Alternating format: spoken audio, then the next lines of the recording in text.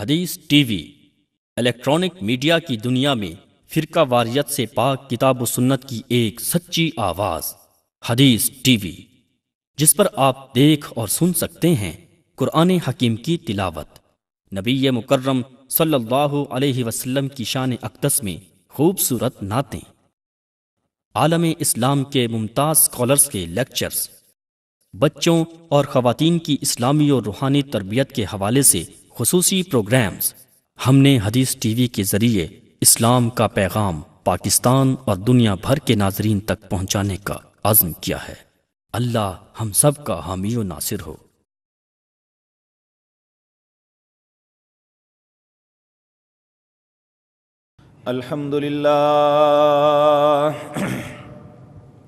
الحمد لله نحمده ونستعينه ونستغفره ونعوذ بالله من شرور أنفسنا ومن سيئات أعمالنا، من يهده الله فلا مضل له ومن يضلل فلا هادي له، وأشهد أن لا إله إلا الله وحده لا شريك له، وأشهد أن محمدًا عبده ورسوله، أما بعد فإن خير الحديث كتاب الله، وخير الهدي هدي محمد صلى الله عليه وسلم، وشر الأمور محدثاتها، وكل محدثة بدعة، وكل بدعة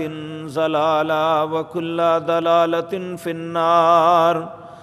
رب اشرح لي صدري ويسر لي أمري واحلل عقدة من لساني يفقهوا قولي۔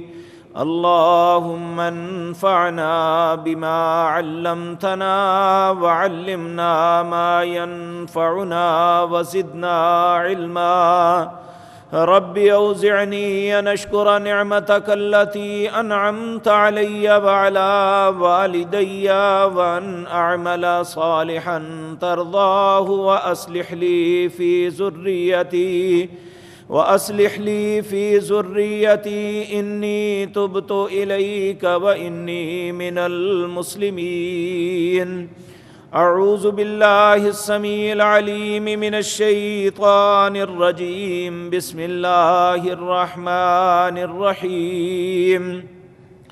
يا أيها الناس اتقوا ربكم الذي خلقكم من نفس واحدة وخلق منها زوجها وبث منهما رجالا كثيرا ونساء، واتقوا الله الذي تساءلون به والأرحام إن الله كان عليكم رقيبا۔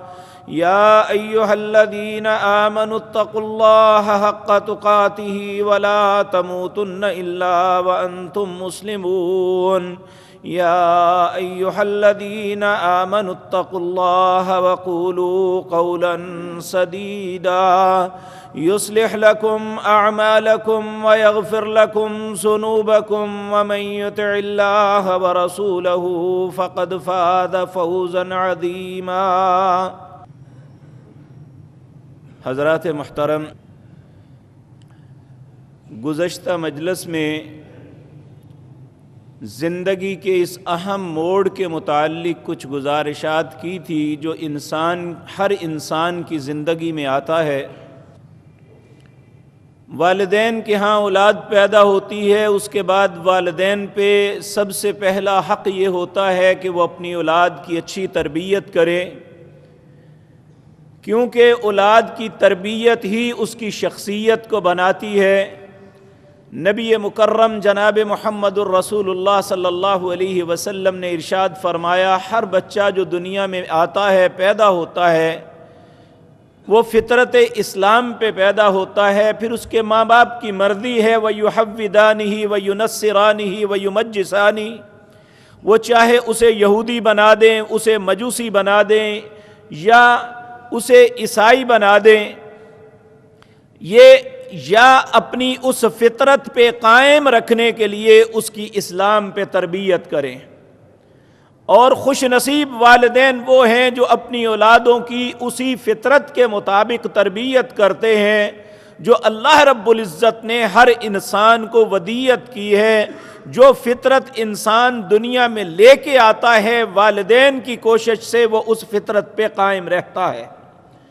تو تربیت کے بعد جو پہلا مرحلہ ہے وہ انسانی زندگی میں جو چینجنگ آتی ہے، وہ دوسری یہ ہے جب وہ بالغ ہوتا ہے تو بلوغت کے اندر اس کے کچھ ایسے جذبات، ایسے معاملات ہوتے ہیں جو اس کی زندگی میں ایک تبدیلی واقعہ کرتے ہیں، اور اس کی کچھ ایسی ضرورتیں ہوتی ہیں جو اسے ضروری ہو جاتی ہیں۔ اگر وہ اسے مہیا نہ کی جائیں تو وہ ایک غلط رستے کو منتخب کر سکتا ہے۔ اس لیے اللہ رب العزت نے اہل اسلام کے لیے ایک بہترین طریقہ اور خوبصورت طریقہ جو ہے وہ متعین فرمایا تاکہ یہ وہ ان اپنے جذبات کو کنٹرول کر لے جو اس کو غیر رستے پہ لے جا سکتا ہے، برائیوں اور آلودگیوں میں مبتلا کر سکتا ہے۔ اور آپ کے سامنے یہ عرض کیا تھا کہ دنیا کی ہر قومیں یہ کام کرتی ہیں، لیکن مسلمان اور غیر مسلمان میں فرق یہ ہے کہ غیر مسلمان اگر نکاح کرتا ہے تو صرف اپنے سیکس کے لیے، لیکن مسلمان کا نکاح ہونا، مسلمان کو اس رستے پہ ترغیب دینا، یہ عبادت کے طور پہ کیا گیا ہے۔ اللہ رب العزت اسے عبادت تصور کرتے ہیں، اور نبی مکرم جناب محمد الرسول اللہ صلی اللہ علیہ وسلم کے بہت سے فرمودات گزشتہ مجلس میں آپ کے سامنے عرض کر چکا ہوں کہ آپ نے نوجوانوں کی جماعت میں آ کے جس کا اظہار فرمایا تھا، ان میں ایک بات آگے بڑھاتے ہوئے یہ عرض کرتا ہوں۔ نبی مکرم صلی اللہ علیہ وسلم کا ارشاد ہے تاکہ ہمیں احساس ہو کہ ایک مسلمان خاندان، ایک مسلمان فرد کا دوسرے غیر مسلمانوں کے ساتھ فرق کیا ہے، یہ چیزیں ہم ان کی نقالی میں آ کے اسی طریقے سے کرتے ہیں، ہمارا ذہن بھی وہی بنتا چلا جا رہا ہے، ہم اسی رستے کو منتخب کر رہے ہیں جو کم از کم اسلام جس کی ہمیں اجازت نہیں دیتا۔ اسلام تو ہمیں نکاح کی صرف اس لیے حکم دیتا ہے، اسے بطور عبادت گردانتا ہے، اسے ہماری زندگی کا لازمی حصہ قرار دیتا ہے کہ اس کی آنکھوں میں شرم آ جائے، اس کے کردار میں خوبصورتی آ جائے، وہ اپنی فطرتی ضرورتوں کو جائز طریقے سے پورا کرے اور غلط رستوں میں نکلنے سے وہ بچ جائے۔ اور جس طرح میں نے عرض کیا تھا نماز ایک عبادت ہے، جس طرح میں نے عرض کیا تھا کہ روزہ ایک عبادت ہے، اور اسی طرح زکوٰۃ اور حج ایک عبادت ہے، اسی طرح نکاح بھی ایک عبادت ہے۔ یہ کوئی میں فتوے کی بات نہیں کرتا۔ نبی مکرم جناب محمد الرسول اللہ صلی اللہ علیہ وسلم کے صحابہ میں سے کچھ لوگ، ان میں ایک حضرت عثمان بن مظعون تھے اور دو ان کے ساتھی، یہ رسول اللہ صلی اللہ علیہ وسلم کی ازواج کے پاس آئے، آ کے دروازہ کھٹکھٹایا۔ ارادہ یہ تھا کہ نبی کریم صلی اللہ علیہ وسلم اس وقت گھر میں نہیں ہیں، ہم آپ کی ازواج سے آپ کے دن اور رات کے معمولات کا پتہ کریں کہ آپ کے دن اور رات میں عبادات، معاملات کے معمولات کیا ہیں، تاکہ ہم بھی انہیں کرنے کی کوشش کریں۔ جب انہوں نے حضرت عائشہ صدیقہ رضی اللہ تعالی عنہا سے جا کے پوچھا تو اماں جان نے نبی کریم صلی اللہ علیہ وسلم کے معمولات بتلائے کہ آپ دن اور رات میں آپ کا معمول یہ تھا، آپ دن کو یہ کرتے، رات کو یہ کرتے۔ جب ساری بات مکمل ہو گئی، اب یہ تینوں آپس میں مشورہ کرتے ہیں، مشورہ کرنے کے لیے ایک دوسرے سے پوچھتے ہیں کیا خیال ہے۔ انہوں نے کہا دیکھیں اللہ کے نبی جناب محمد الرسول اللہ صلی اللہ علیہ وسلم ہر قسم کی آلودگی گناہوں سے پاک صاف ہیں، اللہ نے آپ کے لیے جنت کو واجب کیا ہوا ہے، جہنم کی آگ آپ پہ حرام ہے، اس لیے ہم اس سے بہتر کریں تو تب ہے ایک کہنے لگا میں کبھی بھی شادی نہیں کروں گا، ایک کہنے لگا میں ہمیشہ نماز میں پوری رات کھڑا رہوں گا، ایک کہنے لگا میں ہمیشہ روزے سے رہوں گا۔ یہ تینوں آپس میں مشاورت کر رہے ہیں۔ ہماری ماں سیدہ عائشہ صدیقہ رضی اللہ تعالی عنہا یہ اپنے دروازے کی اوٹ میں اپنے گھر کے اندر ان کی باتیں سن رہی ہیں۔ جب یہ اپنا مشورہ کر کے آپ سے پوچھ کے یہ چلے گئے، اور جب نبی کریم صلی اللہ علیہ وسلم گھر میں تشریف لاتے ہیں تو اماں جان نے ان کو ان کا سارا معاملہ عرض کیا، اے فلاں فلاں لوگ آئے تھے، انہوں نے مجھ سے یہ پوچھا، میں نے انہیں یہ بتایا، انہوں نے اسے کم جانا، اور اس کے بعد تینوں آپس میں مشاورت کرتے ہوئے یہ بات کہہ کے چل پڑے کہ میں کبھی نکاح نہیں کروں گا، میں کبھی روزہ نہیں چھوڑوں گا، ہمیشہ روزے سے رہوں گا، میں کبھی بھی یعنی رات کو سوؤں گا نہیں، بلکہ ہم ساری رات قیام کروں گا۔ حالانکہ یہ بظاہر خوبصورت باتیں لگتی ہیں، یہ تینوں بات کر کے چل پڑے۔ نبی کریم صلی اللہ علیہ وسلم کو جب یہ عرض کیا گیا کہ ان لوگوں نے یہ بات کی، آپ اسی وقت گھر سے نکلے، آپ نے لوگوں کو بھیجا انہیں بلا کے لاؤ۔ جب بلا کے لایا گیا آپ نے ان سے پوچھا کہ تم لوگوں نے یہ باتیں کی ہیں؟ انہوں نے عرض کیا ہاں اللہ کے رسول صلی اللہ علیہ وسلم ہم نے یہ باتیں کی ہیں، ہم نے اس لیے کی ہیں کہ ہمارے ذہن میں یہ تصور ہے۔ آپ نے فرمایا اس کائنات کے اندر اللہ سے ڈرنے والا مجھ سے زیادہ کوئی نہیں، مجھ سے زیادہ بہتر عبادت کرنے والا کوئی نہیں، مجھ سے زیادہ اللہ رب العزت پہ بھروسہ کرنے والا کوئی نہیں۔ تو میں نے شادی بھی کی ہوئی ہے اور ان سے الگ ہو کے اعتکاف بھی بیٹھتا ہوں، بعض اوقات میں رات کو تہجد بھی پڑھتا ہوں اور رات کا کچھ پہر سوتا بھی ہوں، میں نماز بھی ادا کرتا ہوں اور آرام بھی کرتا ہوں، میں روزہ بھی رکھتا ہوں، افطار بھی کرتا ہوں۔ یاد رکھو ایسی سوچ مت سوچو، من راغب عن سنتی فلیس منی، جس نے میرے طریقے سے آگے بڑھنے کی کوشش کی، اس سے بے رغبتی کی، وہ میرا امتی ہی نہیں ہوگا۔ اب یہ دیکھیں یہاں ایک پہلو یہ تھا، چونکہ میرا موضوع نکاح ہے جس میں ہم نے بہت سی غلاظتوں کو داخل کر لیا، یہ نکاح ایک خوبصورت بندھن تھا، ایک بہترین طریقہ تھا محمد الرسول اللہ صلی اللہ علیہ وسلم نے جو اپنی امت کے لیے ان کی بے حیائی اور برائی سے انہیں روکنے کے لیے ایک خوبصورت طریقہ دیا تھا، ہم نے اس سارے کو غلیظ کر دیا اپنی غلاظتوں، اپنی رسموں کے ساتھ۔ وہ میں آپ کے سامنے بتدریج عرض کروں گا۔ پہلے اس بات پہ فوکس کرتے ہیں اپنا معاملہ، یہ نکاح ایک سیکس یا اپنے جذبات کو اظہار کا نام نہیں ہے، بلکہ یہ ایک عبادت ہے۔ جس طرح نماز ایک عبادت ہے، اسی طرح نکاح بھی ایک عبادت ہے۔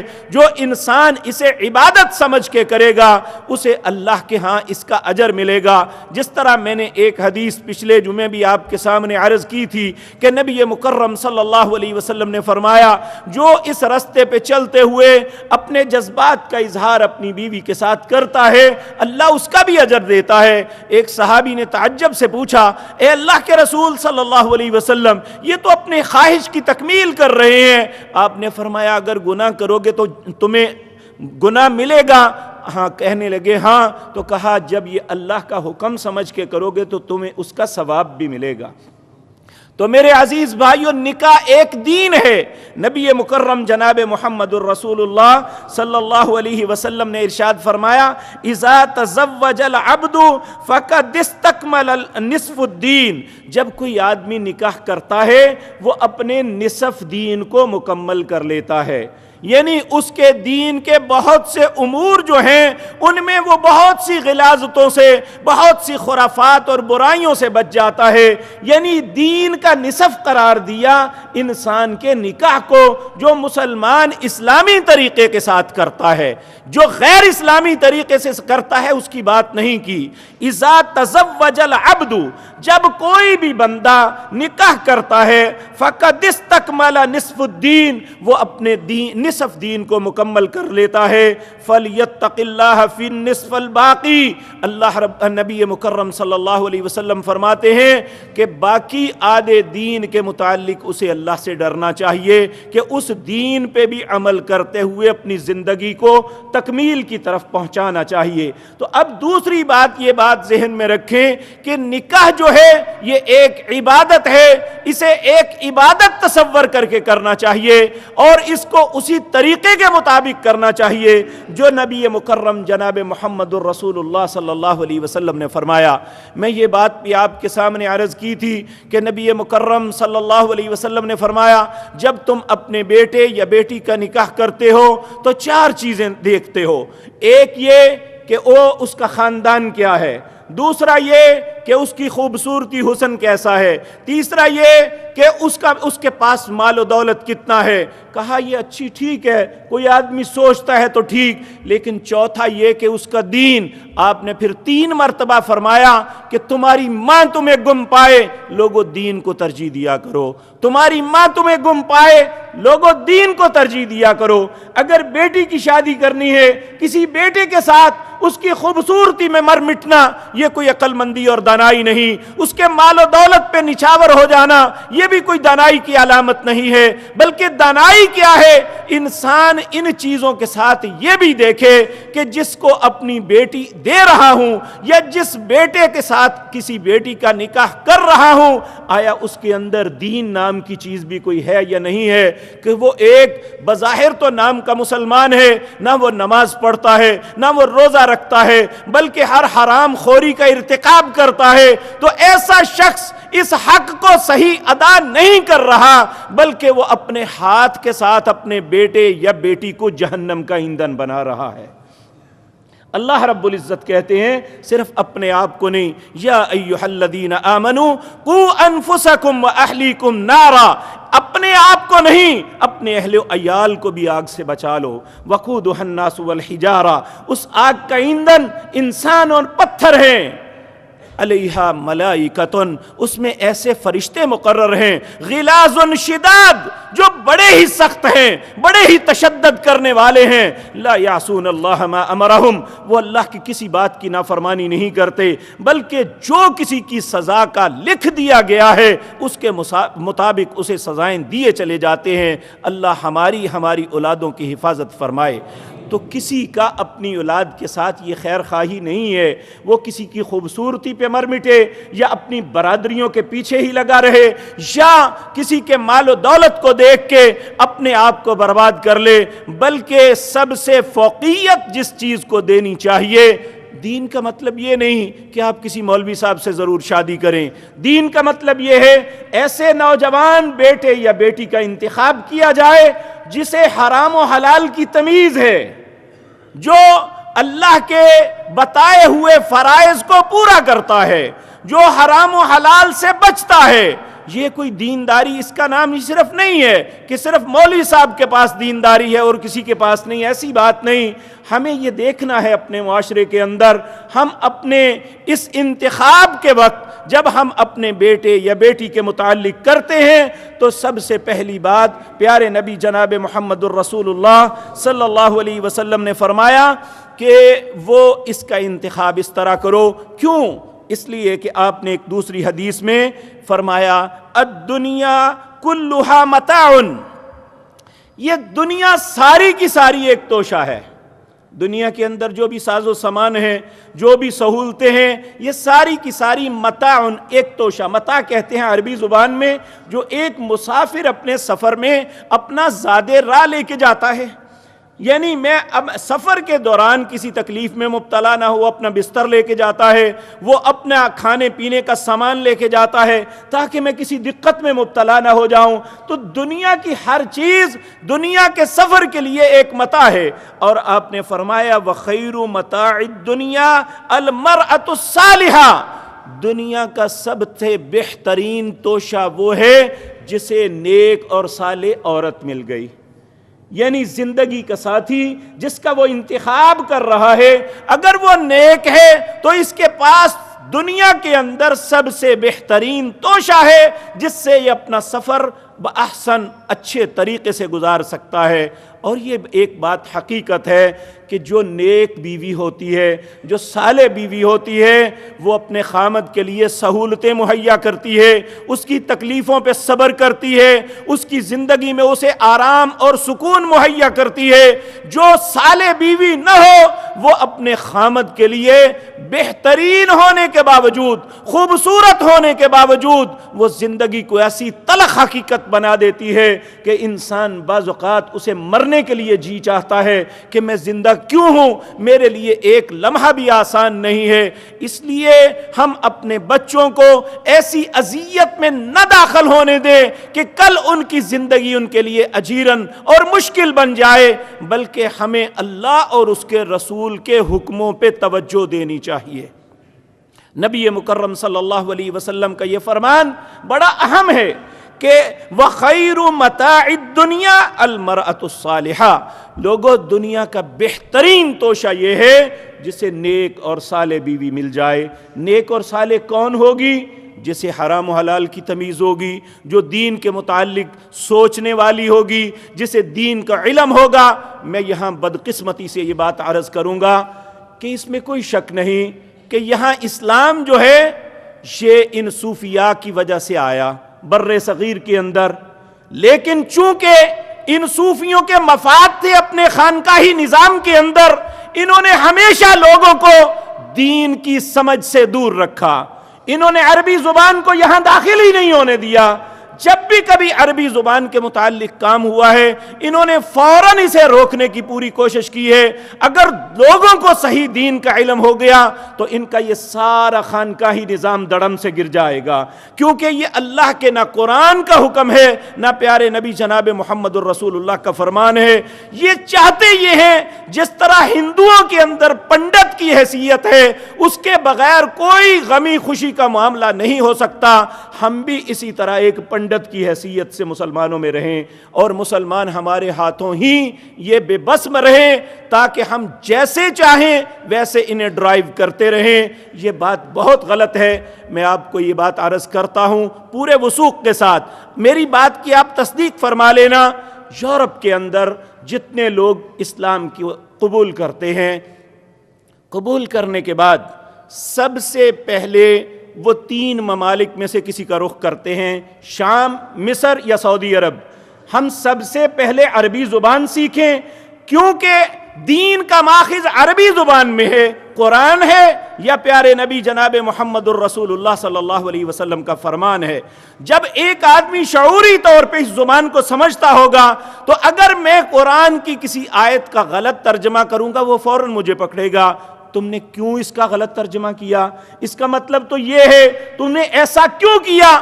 ہم لوگوں کو اسی لیے روکتے ہیں ترجمہ بھی نہ پڑھو، حدیث آپ سمجھ نہیں سکتے، حالانکہ دنیا کا سب سے بڑا جھوٹ یہ ہے کہ انسان جو کتاب اللہ نے انسانوں کی ہدایت کے لیے اتاری ہے، ان ھذا القرآن یہدی للتی ہی اقوم، ہم کہتے ہیں تمہاری سمجھ میں نہیں آئے گی، جبکہ اللہ رب العزت فرماتے ہیں کہ وَلَقَدْ يَسَّرْنَا الْقُرْآنَ لِلذِّكْرِ فَهَلْ مِن مُدَّكِرٍ، میں نے اس قرآن کو آسان بنایا ہے، تم میں ہے کوئی جو اسے سمجھ سکے، اس میں تدبر کرے، غور و فکر کرے۔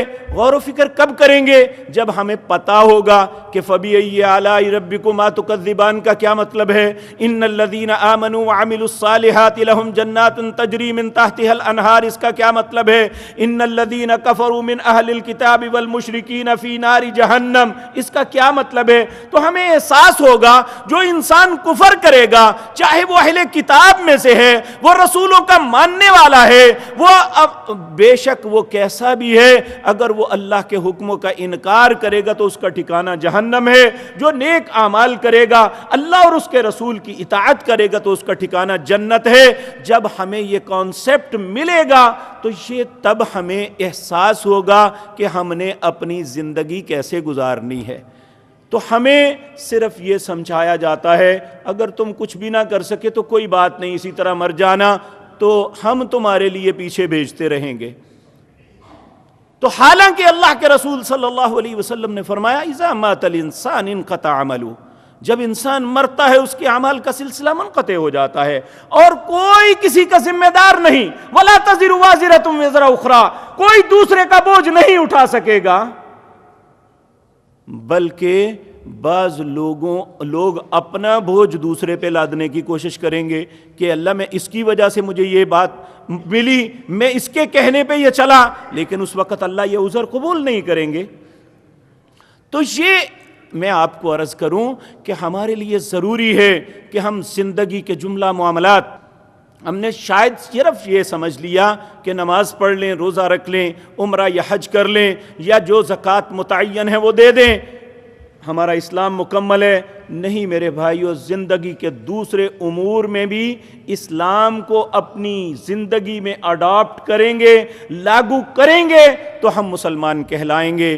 اللہ رب العزت نے اسی لیے فرمایا یا ایھا الذین آمنو, اے لوگو جو ایمان لائے ہو, ادخلوا فی السلم کافہ, اسلام میں پورے داخل ہو جاؤ.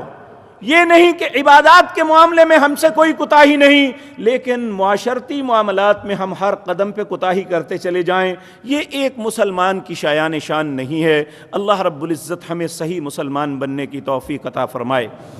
اب اگلا سوال یہ ہے کہ اسلام ہمیں اس معاملے میں کیا حکم دیتا ہے, کیسے انسان اس کام کا آغاز کرے.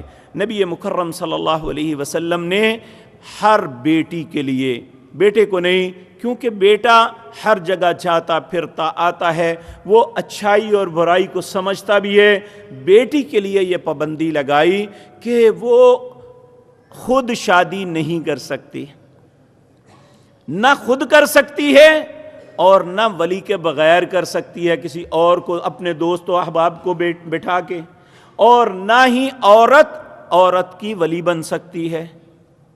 یعنی عورت جو ہے اس کی ماں بھی چاہے ہو, اس کی بہن ہو, اس کی بھابھی ہو, اس کی خالہ, اس کی پھپھی, کوئی بھی رشتے میں کتنی بھی قریبی ہو, عورت کی ولی بن کے اس کا نکاح نہیں کر سکتی. اگر کوئی کرے گی, کوئی بیٹی اپنے آپ جا کے عدالت کے اندر نکاح کرے گی یا اپنا انتخاب خود کرے گی اپنے والدین کو اعتماد میں لیے بغیر, تو نبی کریم صلی اللہ علیہ وسلم نے فرمایا کہ بظاہر وہ نکاح کر لے گی, لیکن اس کا نکاح نہیں ہوگا, وہ ایک زانیہ ہوگی.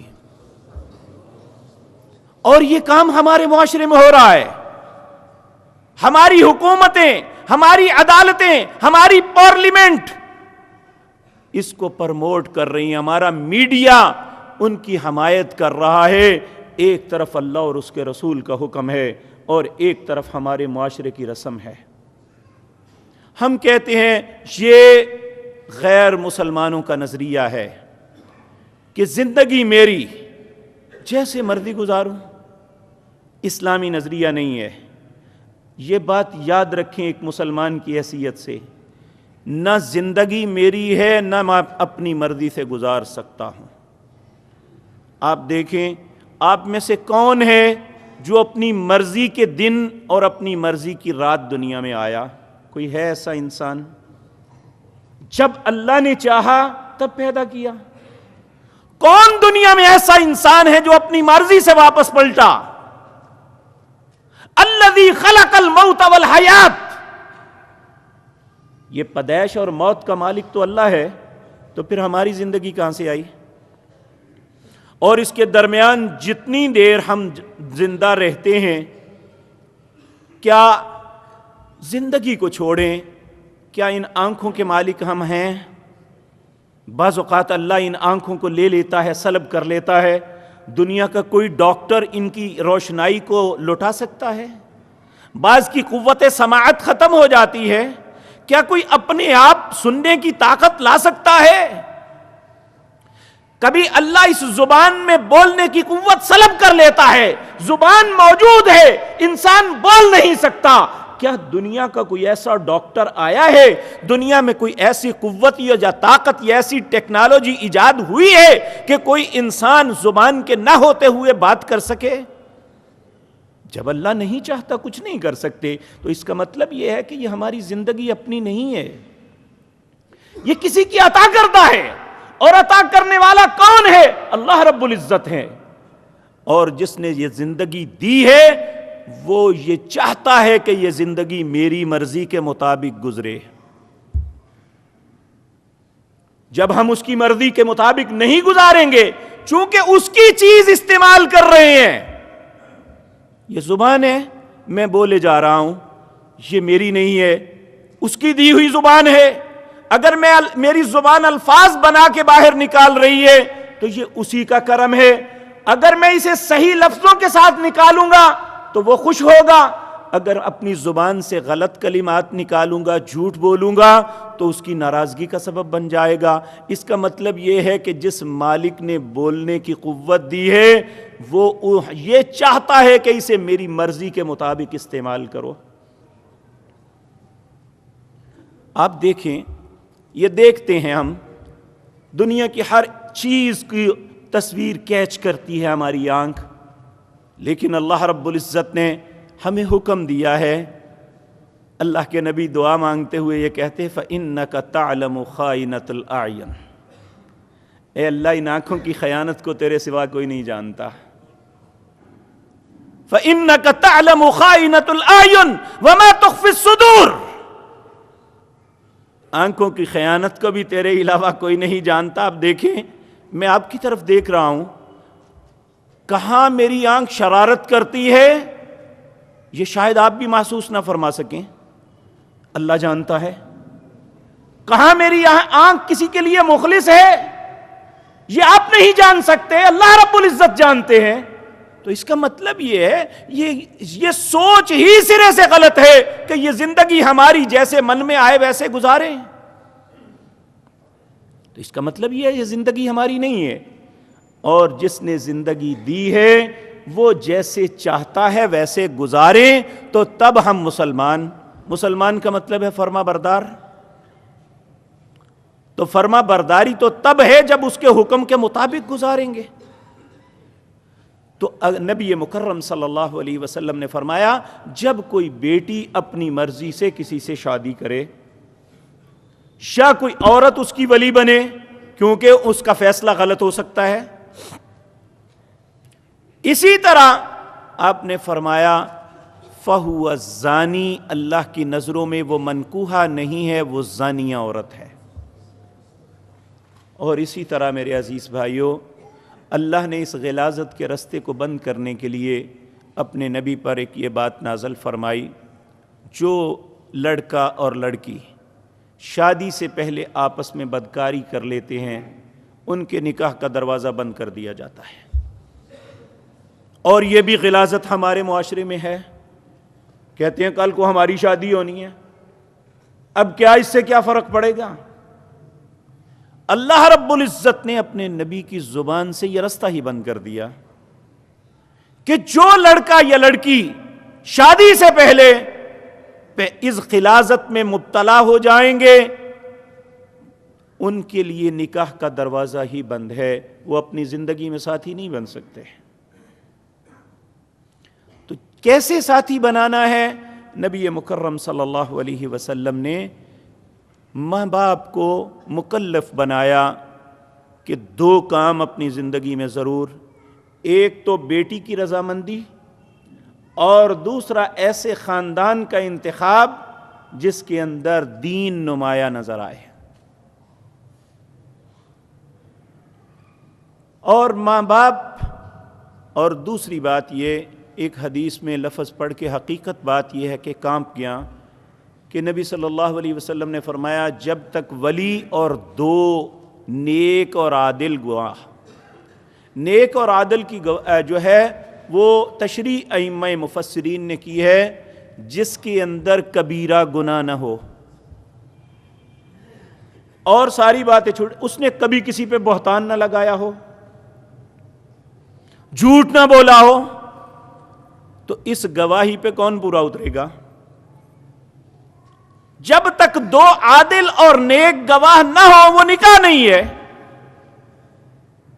تو ہم تو صرف گواہی کے لیے اپنے رشتے دیکھتے ہیں کہ فلاں چچا ہے، فلاں ماموں ہے، اس کا نام ضرور لکھوانا ہے، یا ہمارے کوئی سیاسی عزائم ہوتے ہیں جو ہمارے سیاسی رہبر ہیں، اگر وہ آئے ہوں نکاح میں تو ان کا نام لکھوا دیا، پتہ چلے کہ فلاں شخصیت بھی آئی تھی.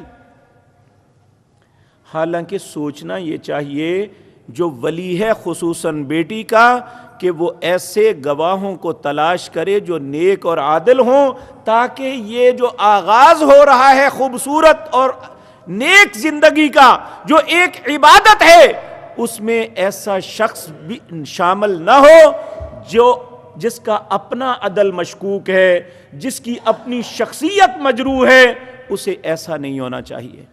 یہاں ممکن ہے کوئی بھائی اپنے ذہن میں سوچے کون انسان ہے جو گناہوں سے پاک ہے، کہاں سے فرشتے ڈھونڈ کے لائیں گے؟ اس میں کوئی شک نہیں ہے کہ فرشتہ نہیں آ سکتا، لیکن ایسا شخص جو اپنے گناہوں پہ مصر ہے، ایک ہے جو اپنے گناہوں پہ شرمندہ ہے، اس کے اور اس میں دونوں میں فرق ہے۔ نبی کریم صلی اللہ علیہ وسلم نے فرمایا کل بنی آدم خطاؤن وخیر الخطائین توابین، آدم کی ساری اولاد خطا کار ہے، لیکن اچھا ان میں وہ ہے جو اپنی خطاؤں پہ نادم ہے اور اللہ سے معافی مانگتا ہے۔ تو جو اللہ سے معافی مانگنے والا ہے اس کے اور اس میں فرق ضرور کرنا چاہیے۔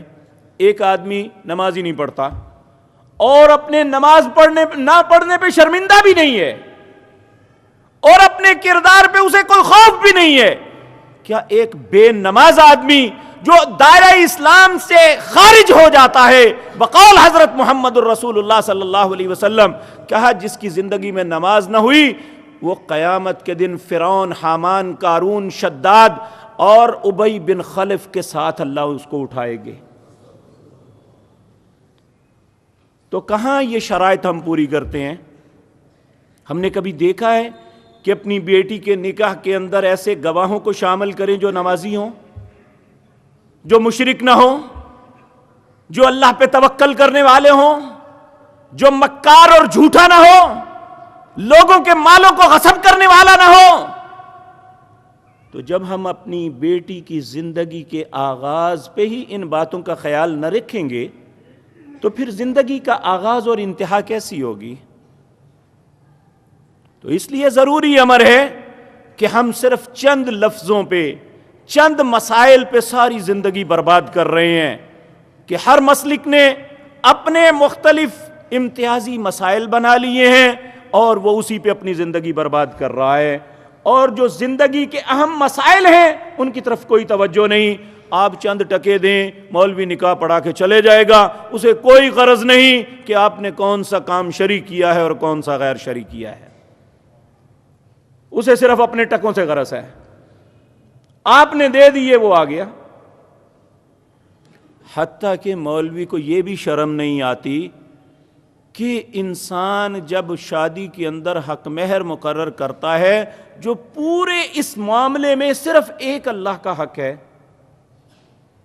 اور جتنی بے شرمی اور بے غیرتی کا مظاہرہ مسلمان اس معاملے میں کرتے ہیں کسی میں نہیں۔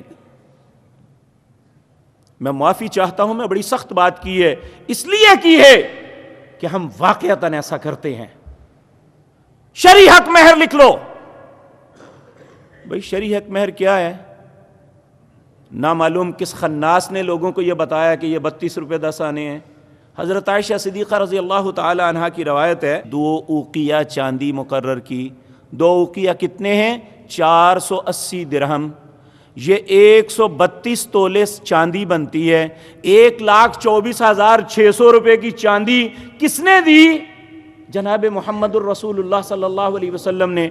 کیا آپ صنعت کار تھے؟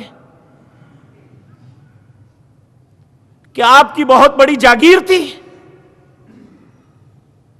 آپ نے سنا ہے کہ رسول اللہ کے گھر میں فاقے ہوتے تھے اور آپ نے اپنی ازواج کا حق دینے میں کبھی کوتاہی نہیں کی۔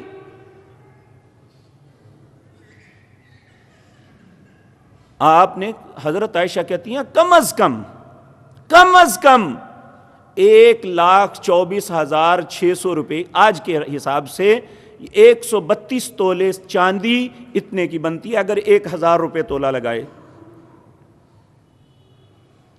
تو بعض ایسے، آپ کا ایک نکاح ایسا تھا جس میں آپ نے 4,000 درہم دیے، یہ تقریباً 6 لاکھ کے قریب رقم بنتی ہے، اور ہم کہتے ہیں 5,000 روپیہ لکھ لو، 3,000 روپیہ لکھ لو۔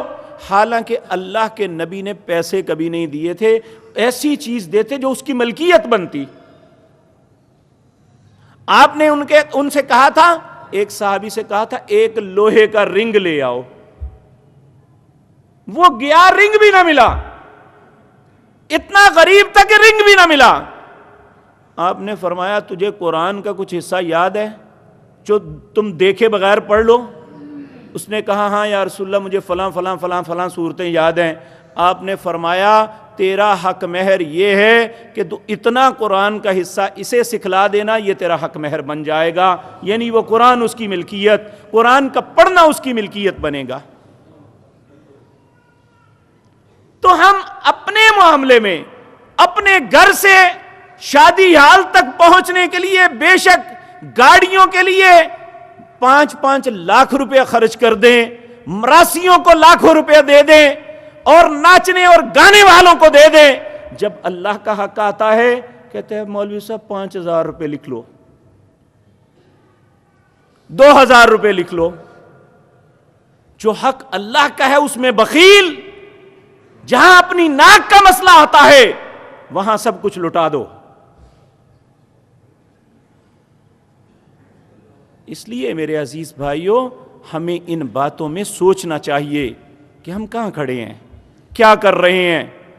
کیا دنیا کی، میں ایک سوال کرتا ہوں آپ سے، دنیا کی کوئی عبادت جو مسلمانوں کی ہے، کیا عبادت بھی ڈھول کی تھاپ پہ کی جاتی ہے؟ نماز ہے، روزہ ہے، زکوٰۃ ہے، حج ہے، کیا یہ ڈھول کی تھاپک پہ ہوتی ہے؟ تو نکاح ڈھول کی تھاپک پہ کیوں؟ بجن کا گانا، ڈھول کی تھاپ، یہ تو ہندو کا عقیدہ تھا۔ مسلمانوں تجھے اپنا نبی پسند نہ آیا، شعر و شاعری میں تو تم اپنے نبی کی چہروں کی بڑی تعریف کرتا ہے، کیا تجھے نبی کے کردار سے کوئی محبت نہیں ہے؟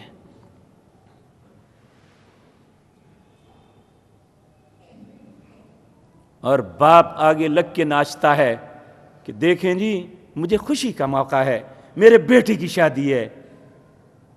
کیا عبادت پہ ناچنا؟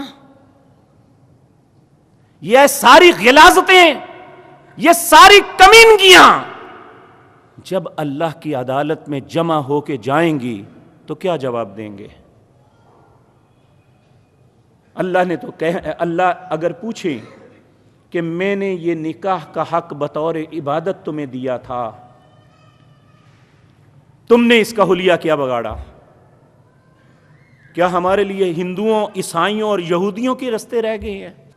کہ نبی کریم صلی اللہ علیہ وسلم نے فرمایا چاہیے تو یہ تھا کہ آپ نے 1400 سال پہلے بات بتائی، ہم اس سے بچ جاتے۔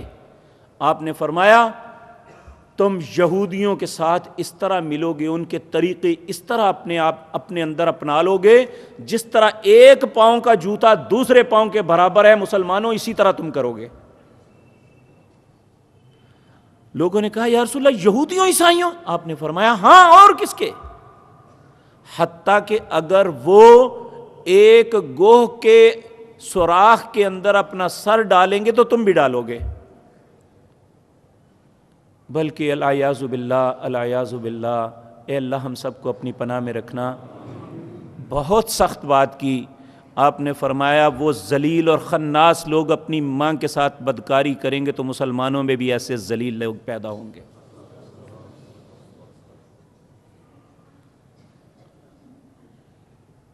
اس لیے میرے عزیز بھائیو اپنے دین، اپنے ایمان، اپنے اسلام کو ٹٹولو، کہیں ہماری زندگی کے کسی عمل سے یہ برباد نہ ہو جائے، یہ اسلام کا غبارہ پھٹ نہ جائے۔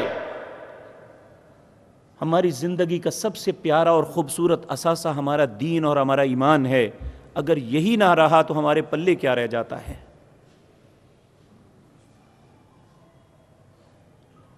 تو نبی کریم صلی اللہ علیہ وسلم نے جو طریقہ بتایا اسے غور سے سنیں۔ نبی مکرم، ابو داود میں روایت ہے، حضرت جابر رضی اللہ تعالی عنہ بیان فرماتے ہیں قال رسول اللہ صلی اللہ علیہ وسلم، رسول اللہ صلی اللہ علیہ وسلم نے فرمایا اذا خطب احدکم المرأة، جب تم میں سے کوئی کسی عورت کو پیغام نکاح دے، پھر اس کے آداب بتائے۔ اگر وہ کنواری بیٹی ہے تو ڈائریکٹ پیغام نکاح اسے نہیں دیا جا سکتا، بلکہ اس کے ولی کو دیا جا سکتا ہے۔ جو ایسا کرتا ہے وہ اللہ اور اس کے رسول کی نافرمانی کر رہا ہے۔ اگر وہ عورت بیوہ ہے یا مطلقہ ہے تو اسے ڈائریکٹ پیغام میں نکاح دیا جا سکتا ہے، جس طرح رسول اللہ صلی اللہ علیہ وسلم نے سیدنا ام سلمہ رضی اللہ تعالی عنہا کے ساتھ نکاح کی بات فرمائی۔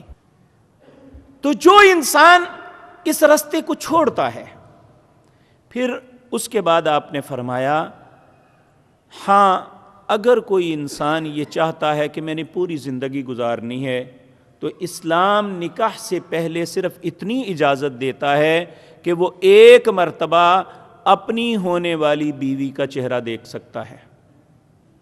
موبائل نمبر دے کے آپس میں میسیجنگ کرنی اور آپس میں گفتگو کرنی اور جو لچر باتیں ہیں وہ کرنی شروع کر دینی، حتیٰ کہ ہوٹلوں پہ ملاقاتیں بھی شروع ہو جانی، اور اس بات کو پرموٹ کرنا ماں نے یا کسی بہن نے، یہ بات بالکل اسلام کے اندر منع ہے۔ وہ اس وقت تک بیٹی غیر محرم ہے جب تک ان کا آپس میں نکاح نہیں ہو جاتا۔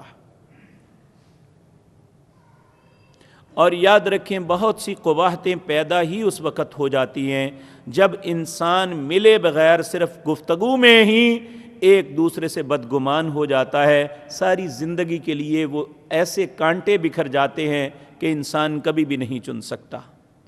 یہ سب کچھ اس لیے ہے کہ ہم شریعت کی اصل منشا سے پیچھے ہٹ گئے۔ اب صرف منگنی خطبہ، پیغام نکاح کا مطلب، اس کا اردو میں ترجمہ کریں تو اس کا مطلب ہوتا ہے منگنی، یعنی مانگنا، کسی سے رشتہ طلب کرنا۔ ہم اس کو بھی ایک رسم کے طور پہ بنا لیا، بیٹی والوں پہ سارا بوجھ ڈالتے ہیں کہ ہمارے جتنے بھی مہمان جائیں بیٹیوں والے ان سب کو، ان سارے فقراء کو ایک ایک سوٹ تقسیم کریں، بے شک وہ فقیر کروڑ پتی ہیں، اتنا ہی قیمتی سوٹ جو ہے ان فقراء کو دیا جائے۔ تو جب اگر وہ نہیں دیتے تو بعض اوقات ان کے رشتے تک چھوڑ دیے جاتے ہیں۔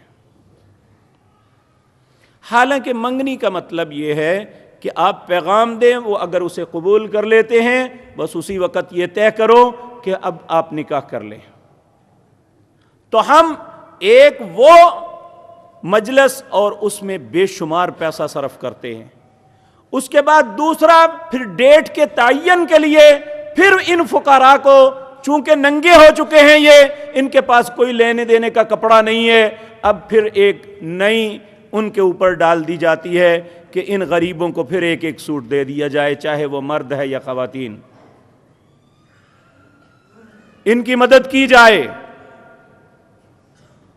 اور شاید وصول کرتے ہوئے بھی شرم نہیں آتی۔ میری باتیں تلخ ہیں لیکن اللہ رب العزت جانتا ہے ہم یہ سب کچھ جو کچھ کر رہے ہیں غرباء کے دلوں کے اوپر بلڈوزر چلا کے کرتے ہیں۔ کتنے غرباء کی بیٹیاں ہیں جو ہماری ان رسومات کی وجہ سے، وہ شادیاں نہ ہونے کی وجہ سے اپنے گھروں میں پڑی ہیں۔ جب ہم اپنی عیش و عشرت، اپنے مال و دولت کی لوگوں کے سامنے نمائش کرتے ہیں، کتنے دل ہیں جو خون کے آنسو روتے ہیں۔ ہمیں لوگوں کی دعائیں لینی چاہیے، بد دعائیں نہیں لینی چاہیے۔ دیکھیں اگر آپ ایک کے بجائے، اب جب کہ حکومت نے بھی یہ تعین کر دیا ہے کہ ایک ہی ڈش کو پکایا جائے، اس کے باوجود ہم ایسی جگہ پہ پروگرام ارینج کریں گے جہاں ہم اپنی عیاشی، اپنی دولت کا اظہار کر سکیں۔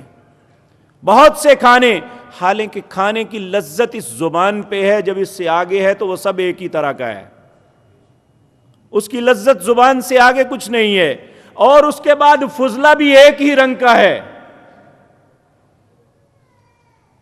اور اتنا اللہ کا یہ رزق ضائع کرتے ہیں، اور ضائع ہوتا ہے کہ الامان والحفیظ، ہم اپنے بچے کی زندگی کا آغاز ہی غلط طریقے سے کرتے ہیں۔ ان باتوں سے کیسے بچا جا سکتا ہے، ان طریقوں سے کیسے اجتناب کیا جا سکتا ہے، اللہ نے زندگی اور توفیق دی تو انشاءاللہ بتدریج عرض کروں گا۔ اقول قولی ھذا واستغفر اللہ۔